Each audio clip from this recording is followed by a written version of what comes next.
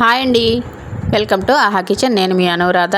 ఇది ఆవు పాల జున్ను. ఇది కూడా కప్పుల్లో బెల్లం కరెక్ట్గా ఎంత వేసుకోవాలో చెక్ చేసుకుండా కరెక్ట్ కొలతలతో చెప్తాను చూడండి. ముందుగా ఒక గ్లాస్ ఆవు జున్ను పాలకి ఒక గ్లాస్ మామూలు పాలు తీసుకోవాలి. ఇవి మొదటి రోజు ఆవు పాలు అయినా సరే ఆవు పాలకి ఒక గ్లాస్ కన్నా ఎక్కువ పట్టవు.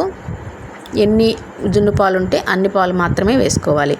ఇవి రెండు కలిపి ఒక బౌల్లోకి వేసుకొని మిరియాలు, యాలకులు, సొంటిని చిన్న మొక్క ఇంత మొక్క వేసుకోండి. తర్వాత ఒక 5-6 మిరియాలు, అంటే ఈ క్వాంటిటీకి.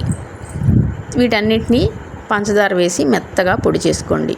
ఈ పొడిని ఇప్పుడు పాలల్లో వేసుకోండి. ఇప్పుడు బెల్లం మనకి ఒక గ్లాసు, అంటే 4 గ్లాసుల పాలకి 1 గ్లాస్ బెల్లం వేసుకోవాలి. నాకు 2 గ్లాసులు పాలు అయినాయి కాబట్టి నేను 1/2 గ్లాస్ బెల్లం వేసుకున్నాను.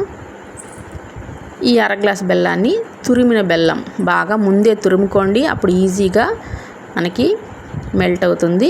లేదంటే మనం మళ్ళీ దాన్ని ఎక్కువసేపు కలుపుతూ ఉండాలి. ముందే మెత్తగా తురుముకోండి. మెత్తగా తురుముకున్న బెల్లాన్ని ఒక గ్లాస్, అంటే 4 గ్లాసుల పాలకి 1 గ్లాస్ బెల్లం వేసుకోవాలి. తర్వాత అంతా బాగా కరిగిన తర్వాత ఇలా ఒక స్ట్రైనర్లో వేసి వడకట్టుకోండి. వడకట్టుకున్న తర్వాత మనం ఏదైతే సర్వింగ్ బౌల్స్ వాటిల్లో ఏదైతే మనం సర్వ్ చేసుకుందాం అనుకున్నామో ఆ బౌల్స్లో ఈ పాలన్నిటిని వేసుకోండి.